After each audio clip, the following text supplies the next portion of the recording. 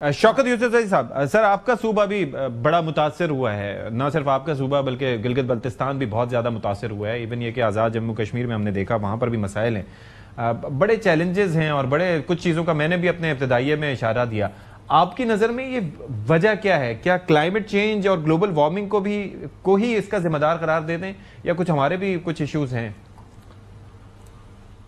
नहीं, मेरे ख्याल से बिस्मिल्लाहिर्रहमानिर्रहीम दोनों है। हमारी अपनी गफलत भी हो सकती है और जो ग्लोबल वार्मिंग है वो तो बड़े अरसे से ये इशू चल रहा था, पूरी दुनिया इसके लिए तैयारी कर रही थी। लेकिन हम जो है ना, देखिए हमने इस छोटे से सूबे में जब बिलियन ट्री सुनामी का प्रोसेस शुरू किया तो उस पर बड़ी मजाक शुरू हुआ, एकदम उसको डिस्करेज करने की कोशिश की गई, बड़े उसके खिलाफ हमले हुए कि जी इसमें करप्शन हो रही है, इसमें ये हो रहा है। बहरहाल लेकिन एक छोटे सूबे ने उसको रियलाइज किया था कि ग्लोबल वार्मिंग के कैसे मुकाबला किया जा सकता है। अगर उस वक्त सारी हुकूमतें सीरियस ले लेती इस चीज़ को और पाकिस्तान में ज़्यादा से ज़्यादा जंगलात बढ़ा लेते तो आज ये सूरत हाल ना रहती।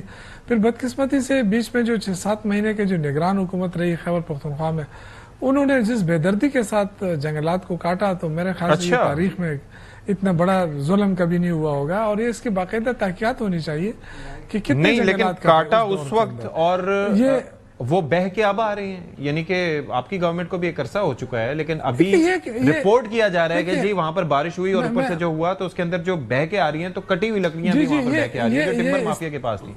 ये बहुत बहुत बहुत देखिए, टिम्बर माफिया हर दौर में रहा है। मैं ये नहीं कह रहा हूँ कि आज हम बड़े वो बन गए कि हम हमारे दौर में नहीं कटाई हो रही है। मैं बिल्कुल इस चीज को मानता हूँ कि गैर कानूनी कटाई हर दौर में होती रही है और यही सबसे बड़ा अलमिया है।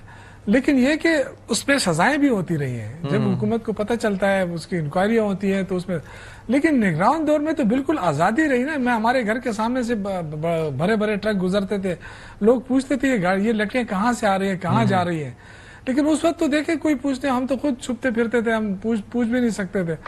लेकिन ये है कि ये इसकी इंक्वायरी जरूर होनी चाहिए कि इस दौर में बहुत ज्यादा कटाई हुई है। मैं ये नहीं कहना चाहता कि हुकूमत की मर्जी से हुआ या हुकूमत, लेकिन जिन लोगों ने भी की है, ये टिम्बर माफिया हर उस कमजोर वो स्ट्रक्चर होता है गवर्नमेंट का, उससे बड़ा फायदा लेते हैं कि उनको पता होता है कि जी हमें कोई पूछने वाला नहीं है। तो मेरे उस वक्त निगरान दौर में हर बंदा अपने अपने उस पर लगा हुआ था। तो इसलिए मैं समझता हूँ कि जो हमने जंगलात बोए थे, जो तहफ़्फ़ुज़ दिया था, वो बड़े बेदर्दी के साथ कटे हैं। और ये इसके लिए कोई ऐसी कानून साजी होनी चाहिए कि एक तो बिल्कुल कुछ अरसे के लिए तो बिल्कुल पाबंदी लगे कि कोई भी लकड़ी ना काटे। पूरी दुनिया के अंदर आप जाएं, यूरोप में जाएं, ये जो अलमारी, जो आपके दरवाजे हैं, जो आपके खिड़कियां हैं, ये बिल्कुल एल्यूमिनियम से बन रही हैं।